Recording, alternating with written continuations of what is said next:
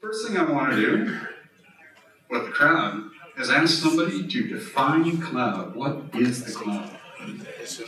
The cloud is everything, right?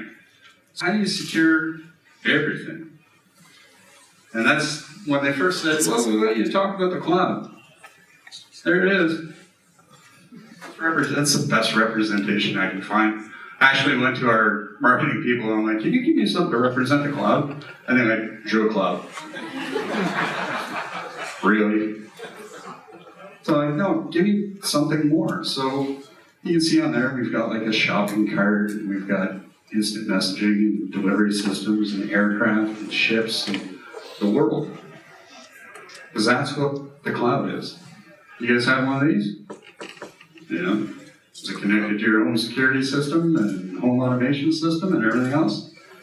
Yes, it is. Half of you probably. Mine is. It's funny, Lou and I were up here like, hey, how come you run Link instead of HomeKit? Because I can hack my Link and put my own code on it that I trust. Because Link in itself has vulnerabilities. But here's an interesting little tidbit to kind of kick us off. By 2020, the number of connected things in this cloud will be 26 billion devices. That was put together by Gartner and Pokemon, or Pokemon as I like to call them. They really hate that, by the way. It's fun going into those analyst conferences, like, oh, Pokemon's there. Go. They get really pissed. Anyways, everybody in business is concerned with cloud-connected devices. An Internet of Things cloud-connected devices. But take a look at the gray bars on the top of these bars as segmentals year over year by what kind of devices are being connected to said cloud. Consumer. Yeah, huge. How many people have more than one cell phone? It's all right, man. Nobody's going to peg you as a drug dealer. It's cool. From Florida. Of course you're a drug dealer. No. It's a lot of consumer devices. A ton of consumer devices. And that's really kind of what we're using to work with these days, right? So Trend Micro gave me a great laptop. Thing weighs like 20 pounds. I work off an iPad. But anyways, a ton of consumer products, and you'll see an increase in cross-industry. What does cross-industry mean? You wouldn't know. Yeah, so it's other businesses doing the same thing with similar devices. Anyone here in the banking industry? I've seen a few, yeah. So you guys are ACH, cross-industry, Internet of Things. Automated clearinghouse or automatic clearinghouse or always can hack is what I like to refer to it as. So let's talk about smart cities and factories. I live in Tampa, near Tampa, Florida, Brandon, Florida. It's like a suburb. And Tampa is becoming a smart city. I've got a box in this Toyota Highlander I was telling you about, and it connects to the highway grid in Tampa, Sunland Expressway, known as SunPass, for anybody that's ever gone to Disney and spent billions of dollars on lunch. It's so bad. I was there last weekend and still poor. But anyways, and I'm like a pass holder. So it's amazing what they're doing. The idea is to get city smart before the automated vehicle thing comes about. So when I'm driving my car through downtown Tampa, not only can they tell where I am and how fast I'm going, and they promise not to use this for any law enforcement purposes, which I think is BS. I'm getting a ticket sooner or later. But anyways, they can change light timings and everything else based on also pedestrian traffic. So if you live in Tampa and you have an Android device, you can run an app. And as you approach a crosswalk, it will tell you if there's a car coming. It will tell you if one of those little streetcar things down the channel side in the line. is coming, and will change the signal to allow you to cross the road so you don't have to break cadence in your stride. And it works. It's amazing. If you're in the car, you've got this smart little rear view mirror, and it tells you whether or not there's pedestrians in your path. So they also use camera systems all around, so if people don't have the app, you can still see that there's somebody there, and it'll warn you if there's a pedestrian. Since they put this in 2 years ago, pedestrian deaths in around Channelside were always bad, because that's where the Omelet Arena is, and most hockey fans wanted to kill themselves this year. I'm one of them. God.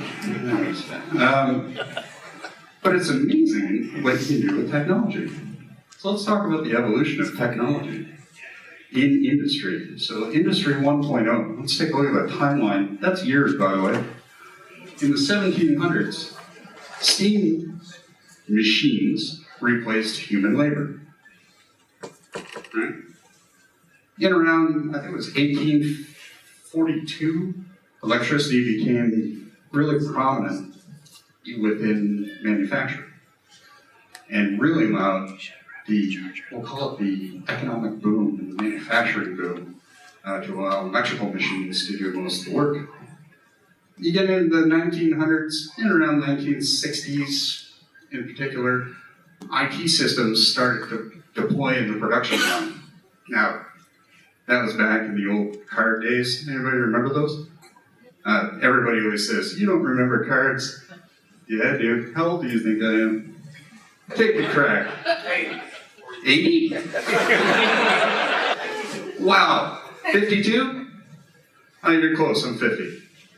So, most people say 30, so thanks for the insult. Anyways. Now we have smart factories with decentralized decision-making through IoT technologies. And guess what they're connected to? The cloud. That scary, scary cloud. Go back to the idea of everything being connected to everything. You folks that are in industry, manufacturing, you familiar with the company Fanuc? Anybody know who Fanuc is? F-A-N-U-C? One guy, yeah, Robotics. Anybody familiar with the state of Brown Boveri? ABB? They're a little more prominent here in the US. Fanuc's expensive. A Fanuc and an ABB technician can check on any robotic device globally from their smartphone. Sounds safe? I'm going to show you why it's not. Anyway, and I mean really show you with video, and it's fun. We do see that robotic automation is starting to take off, and it's taking off even within our homes, right? How many people here have an Alexa? How many people here have unplugged their Alexa? Yeah, I have one. It's a paperweight. Somebody bought it for me, and I went, hey, this is great, thanks for the spy device. How stupid do you think I am?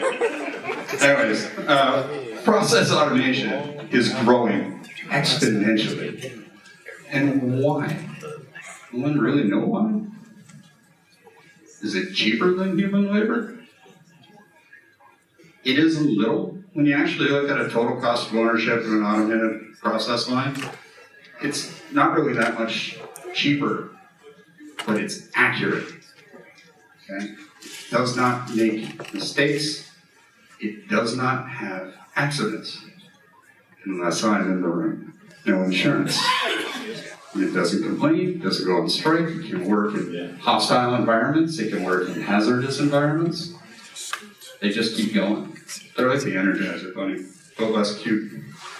Let's talk about the evolution of industry risk, and I'm just going to build this out because I do build slides. As we get kind of further up the chain of industrial smarts, the environments themselves are a lot more complex. And everything's connected to everything.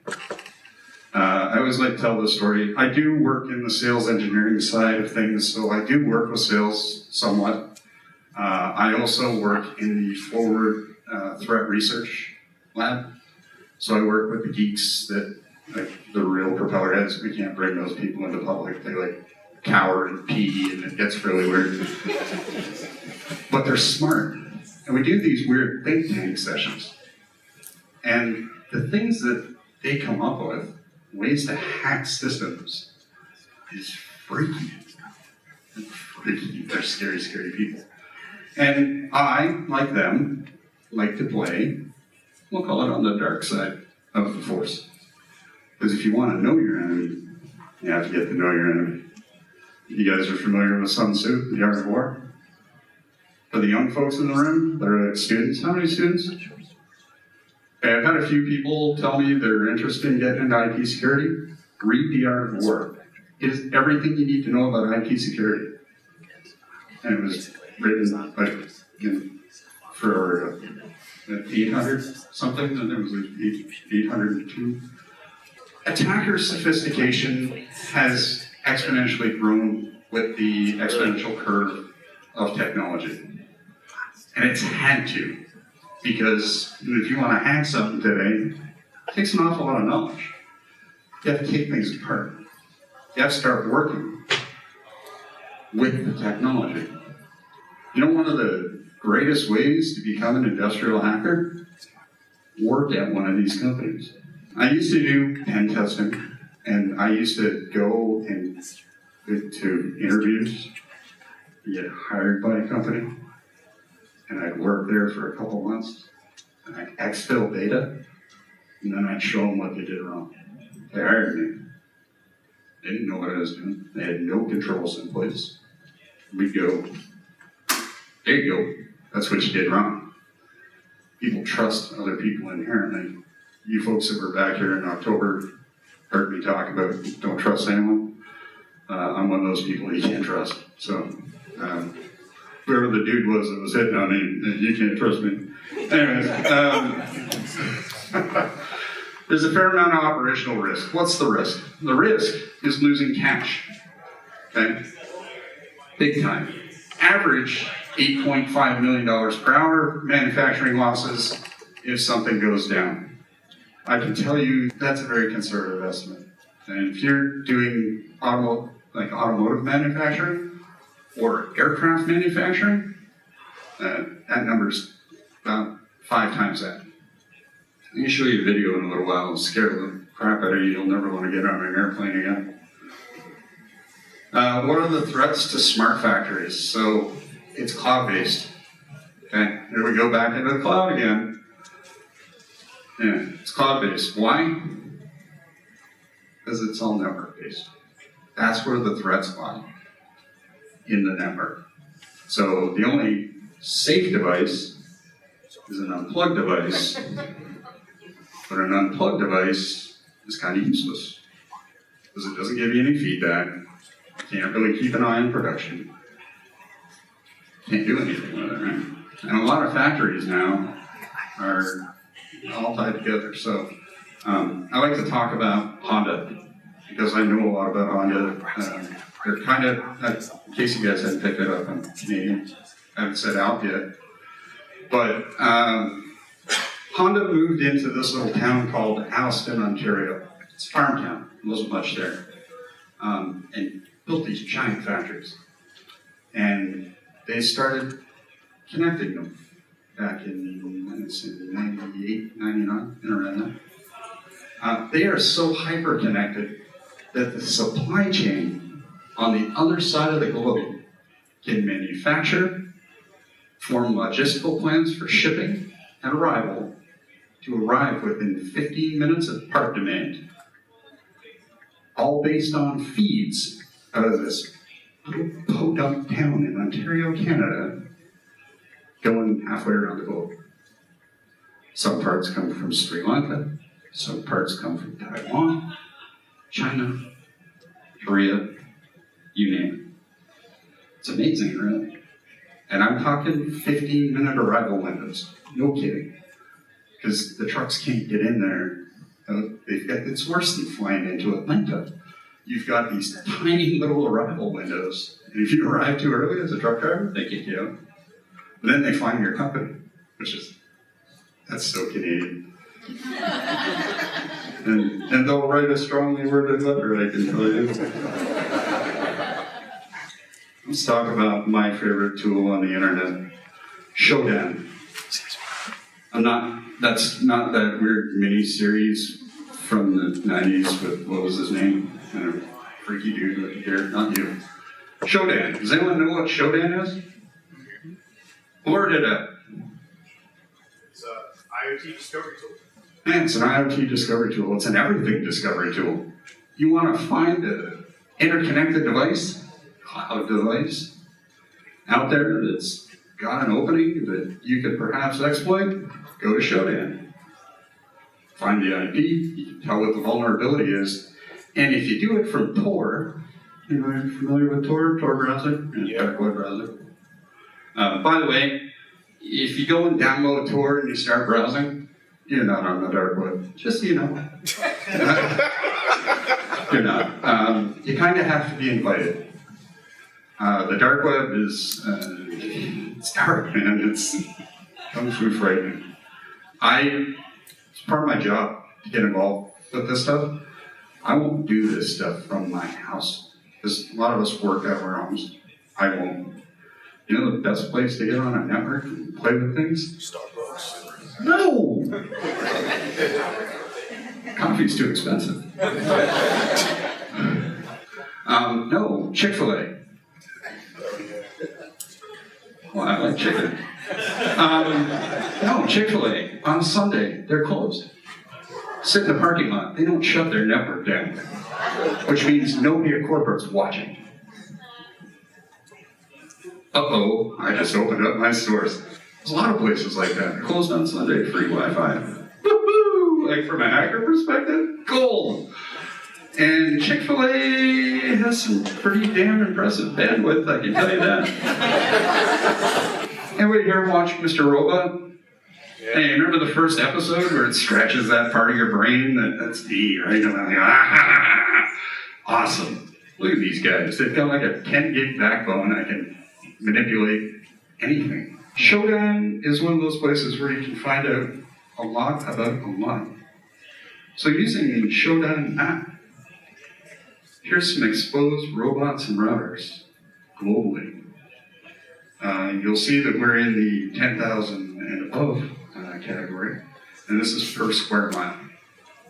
It's kind of frightening. And then exposed robots, you'll see we've only got one showing in North America. It actually shows continental. There are robots available for use here. But anyways, because they're kind of robotic sometimes. Yeah, kind of scary. So let's talk about threat scenarios. Plant disruption. If I'm a bad guy working for Honda, and I want to mess with Toyota, I want to shut down their assembly lines, right? Or better, if I'm a bad guy working for Ford, I don't like this imported crap, even though it's imported from Canada, which is worse. I'm Canadian, I can get away with that kind of slang. Just because they pretend it's very wrong. Anyways, disrupting the supply chain is a viable corporate espionage strategy, would it not be? What's the threat? Here's some threats. This is our IoT regional summary dashboard. This runs inside of the Trend Micro IoT SOC. This isn't publicly available, although it will be soon. You can see that a lot of crap happens in South America, like a lot, really a lot. A lot of people think that all of the cyber activity that happens comes out of Russia and China, right? Yeah. You know what? It does. You know what's in South America? Russian hackers. Did somebody say Russian hackers? That's awesome. I'm using that. Yes, they're on vacation. They like to wear it. That's fantastic. There's excellent relay servers, VPN, almost like NordVPN, but much darker, where you can buy exploits from and have them run it for you. Anyone here ever bought an exploit kit? Nobody? Oh, I highly recommend it. It's fun. Don't do it from work. You get fired. Unless you're me, then they pay me. It's great. Yeah, you can go buy an exploit kit for like $15. Like the cheap ones, and not really cool stuff. But if you want the really cool stuff, you're going to pay hundreds of dollars. But you do a lot of damage. Most of the stuff emanates from Guatemala, Venezuela. You'll see kind of an interesting little study we did in a bit. Mirai. Anybody familiar with Mirai? What can you tell me about Mirai? It is a nasty, nasty botnet. And guess what it uses to perform the distributed denial of service? IoT cloud-based devices. The cloud is starting to look like it's going to rain. And it's getting very cloudy up here. Might even be a thunderstorm. So the first wave for us from Argentina. Then we got a little hop into Colombia, Egypt, Tunisia, Ecuador, Panama, Argentina. There's actually another one in there that we didn't mention. It was Guatemala. We just didn't want to slam them because of the volcano. It got ugly. So all these attacks emanated from South America. And we're going to call them the cybersecurity experts. Anybody here work for the government? Anything that starts with a C or an F? No, because I don't want to call you idiots in front of people if you work for the CIA or the FBI. But FBI started investigating them and they were freaking out. Oh, South America's attacking everything. No, they weren't. That's where the attacks were coming from, but the attackers weren't there. The attackers were predominantly Russian, where it kind of got weird. And that's where we discovered all these awesome VPN networks. And these guys have been operating for years. Nobody knew they were there. And if we hadn't been able to find the head end in Argentina, we never would have known. Nobody would have known. They were doing the hacker community a great service. They kind of screwed up. They got a little greedy, but they made a lot of money. Do you know how much most of these underground networks made during the Mirai attack? Because you had to pay to get to be part of this. Want to guess? About $110 million. An hour. An hour. Sometimes I wonder why it's on the good side. Let's talk about digital extortion, because that's kind of where I live. Not like all the time, but sometimes. With ransomware, it's great to put ransomware in a system and say, you're going to do this or else we're going to hand out your data. For those in the banking industry, and we're talking about Canada, you hear what happened to two of the largest banks in Canada recently? And hackers got a bunch of data, and hackers went back to CIBC, Canadian Imperial Bank of Commerce, and the Bank of Montreal. They're not just in Montreal. BMO Harris, who's familiar here, and Centurion CIBC Mellon, and said, you're going to pay us, or we're going to release all this data. And Canadians are friendly, and they're, no, we're not going to pay.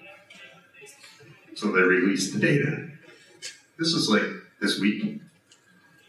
So there's some digital extortion, kind of ransomware. They do know they have an exploit inside both of these banks, and I can't find it. I don't know where these people got the data. I'm thinking inside job. But maybe not.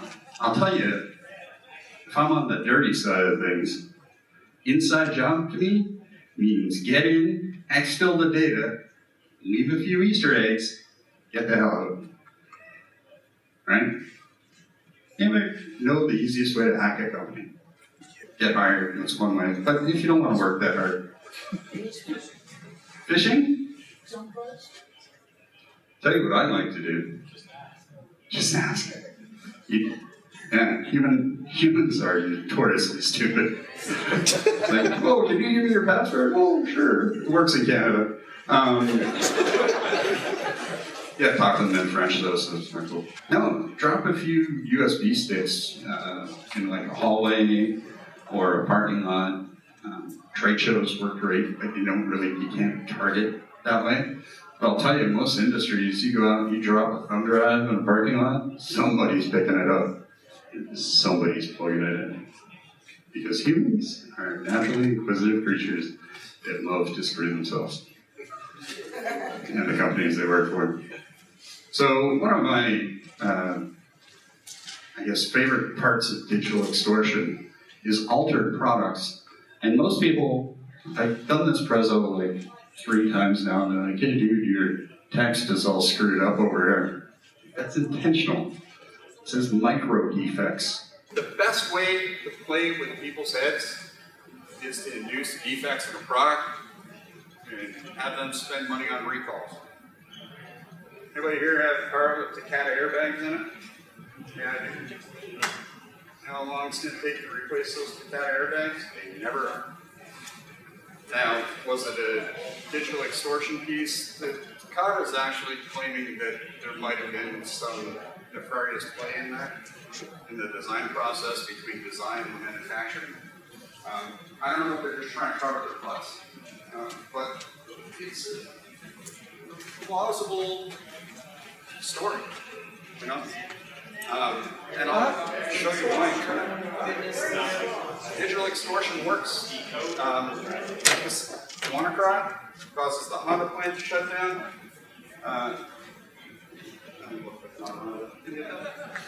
It did. Renault and Nissan, they were hit by ransomware, and the list goes on and on. I work, for a cybersecurity company, so most of the phone calls we get are, I'm using vendor X, and we got hit by ransomware. What can Trend Micro do? You know what the answer is? Nothing. Yeah. We can't restore encrypted data. Do you have a backup? No. Well, then you're screwed. Yes. That's the best way to recover from a ransomware attack. Backup. Restore.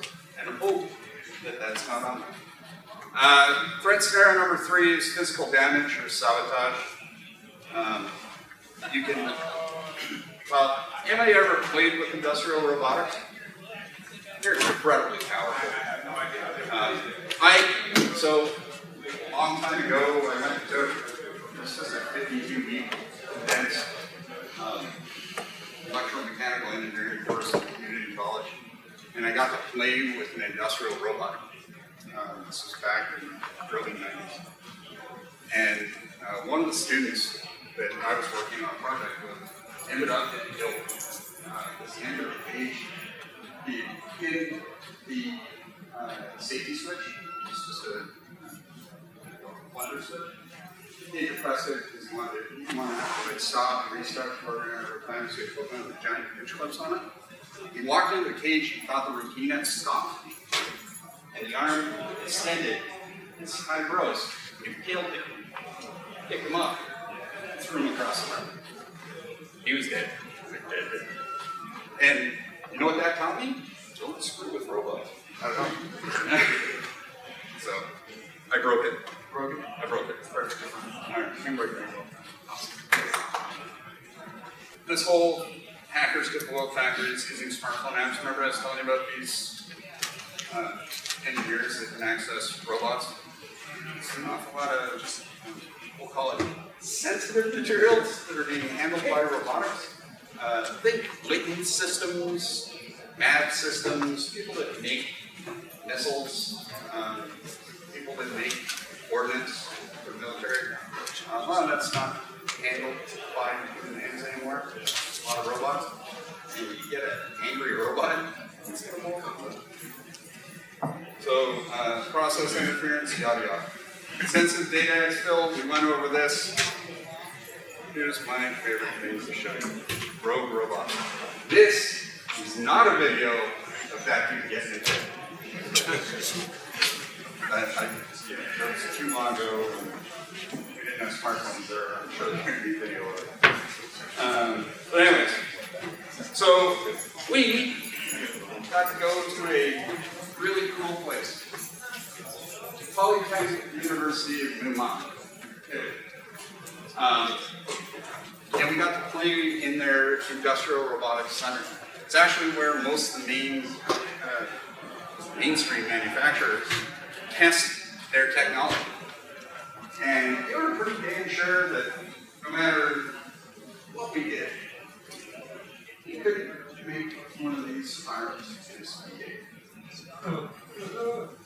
I'm going to show you. Yeah.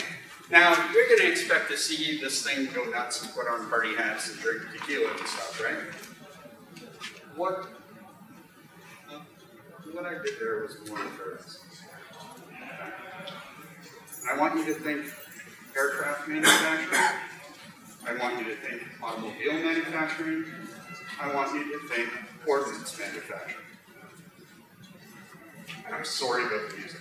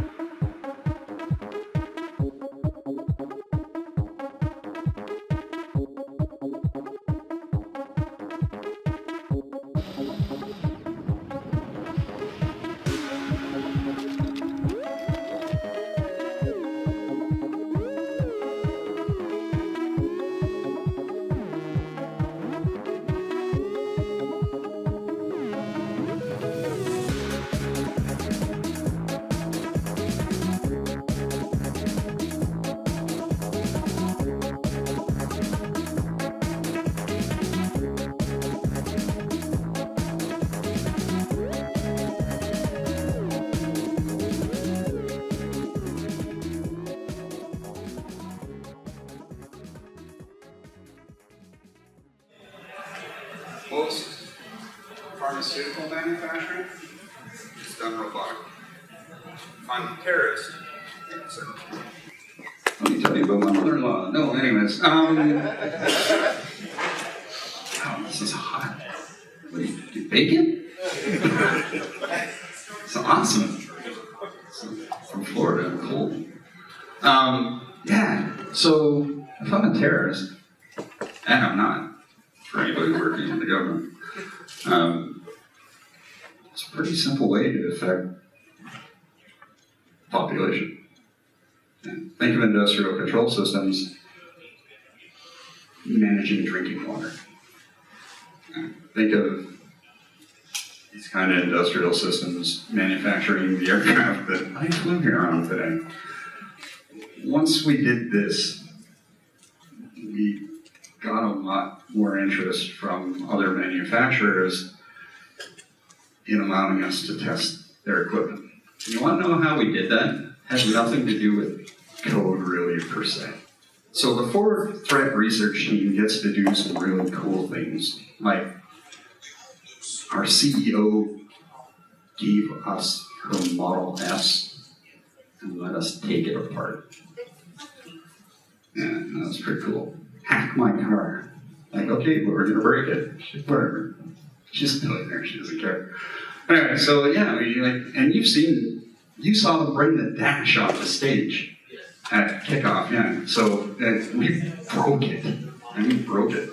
But we did the same thing with these robots. That robot arm right there, to buy one, is in the neighborhood of close to $200 million with the control system. We took it apart. Hey, let's see how this thing works. There's an optical control system, a movement limiter inside of it. And it operates by LiDAR. You guys know what LiDAR is? Yeah, it's like high frequency laser. And it measures where that arm's position is and constantly gives calibration feedback. Well, the little prisms that allow, and it's a straight helium neon laser, to float around and interact with the LiDAR receptors are on the little servos. And if you can induce errors into those servos, telling it where it thinks zero isn't really zero, you can do that. Now, to the operator, they're looking at the code. That's what it was trying to point out. All the parameters for where this thing should move are fine. And you can run a calibration routine on that, and it will come out zeroed.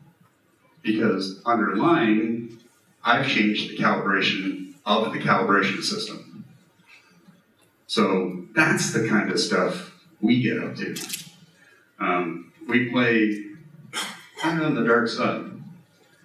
So I ask you again, what is the cloud? The cloud is everything. We tend to get, and I promise I'll wrap this up very shortly, you can all go home and rest from barbecue fatigue.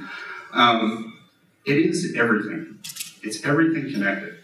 And there's no one simple way to protect it. And it sounds like I'm about to go into a product pitch, and I'm not, I promise you. Speak to your critical security vendors. Okay? Speak to your MSSPs, and I know we've got a couple in the room, and I think you are speaking in a couple months, right? They can help you with that cloud security initiative. I will tell you that nothing is 100% effective. And I could sell you our entire product portfolio. Great. If I start blinking and falling down, somebody please take me to the ER. But no matter what you have, this right here is vulnerable. The people, not you in particular, I'm not singling anyone out, but the people are vulnerable. So it takes more than just firewalls and AV and intrusion defense systems and you name it to really protect the infrastructure. It takes the human component. And that's something we miss as security professionals quite often. I also want to make you very aware, and this message sometimes doesn't get out there. People think still in terms of IT as concentric ring kind of defensive model, right? The fortress model, where you've got perimeter defenses and you tighten the ring down and you've got a stronger security zone and you all the way down. Doesn't work anymore. You still need firewalls. You still need to design zones, so on and so forth. But you need to design a sound foundation. And I know there's a lot going on this slide. We'll actually get this over the ISSA folks. But it takes everything in this list, and that's expensive, okay? To design a sound foundation. And you know what you do on a foundation? You build onto it. That's the foundation. We're not even talking technology yet. Okay? You need to deploy risk-reducing architecture. You need next-generation IPS that That's a given. Right? You need behavioral analytics. You need AI. Not the movie. That kind of sucked. But, look. You need artificial intelligence because as humans, we cannot react fast enough. We can't to the threat landscape. It's impossible. Okay, so I talk to IT people all the time, and we have a tendency to do this. Well, I have 7 billion logs a day that come to my desk, and I export them to CSV and plug them into my ArcSight, and they'll tell me if anything's wrong. And to that, I say bullshit. Because by the time you've actually plugged that data in, it's too late. It's way too late. So AI is really the only thing that can catch it. And work with a vendor, and ask your vendor, do you have a forward-looking threat research team? We're affectionately known as the precogs. From Minority Report, the bald dudes that hang out in the water. Kind of creepy. What's creepier about that is Tom. But anyways, so how do you deploy this? So zero trust is key. Okay, you need breach detection, and more importantly, you need the ability to lock down. So everybody is going, oh, I'm run NSX. I have microsegmentation. Well, good for you. The robot that's connected to your IT infrastructure that's reporting back does not. It's not part of your microsegmentation scheme. And this is where we go back into IT is not IoT. You know what the difference is? There's an O in the middle, that's right. What's Kermit the Frog's middle name? The. Sorry, that's a dad joke. Anyways, USB anti-malware is also key. So you need to be able to run devices. You should be able to just plug a USB stick in any kind of standalone device and scan the living crap out of it. Anybody in this room in healthcare? Yeah. Biomed. Woo, there's some fun. Most healthcare facilities don't even know where their biomedical devices are in the building.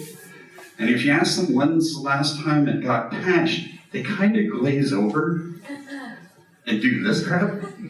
And you never know if you're about to get shot or you're just going drinking for a long time. Most of the time it's drinking for a long time. But again, we've cornered ourselves with these Internet of Things devices that we can't protect ourselves against. And you know what was really popular with the Mirai attack? Biomedical devices. Awesome. I'll tell you, I can still find nursing carts out there that are running the perma-malware. It's sitting there, just waiting. Of course, there's no more Mirai network, really. But the software waiting to talk to it's still there. So, this is important. Partner with people early and often. NIST, ICS cert, NCCIC, great resources.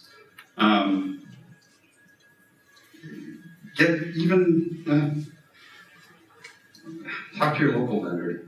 Talk to your security vendor. They've got tons of resources. If you're a trend customer, come talk to us. We can get you in touch with the right people. Our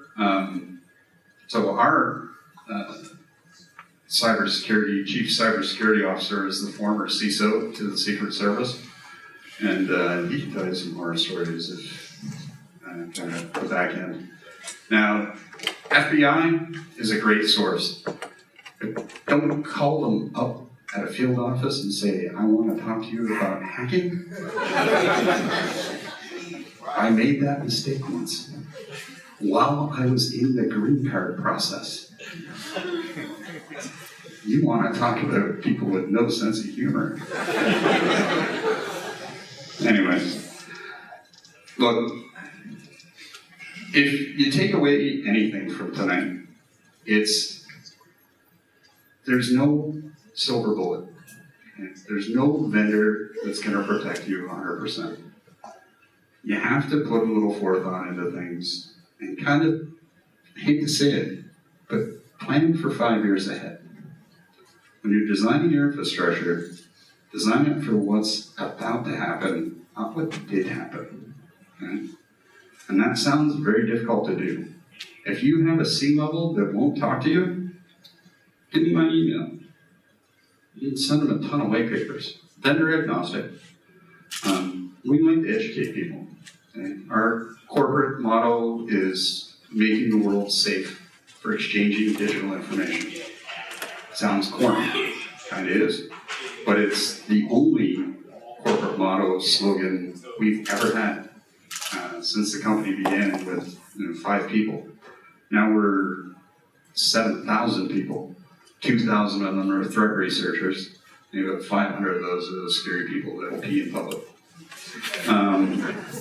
But honestly, if you're being met with resistance, education is key. And Lou has a bag, which in normal circumstances would alarm me. Somebody walking in with a backpack, normally I'm getting that out of the room. Look, you guys have my contact info. I'm always open to talking about this stuff. I do spend a fair amount of time on airplanes that have been welded correctly. So if you don't catch me in an email,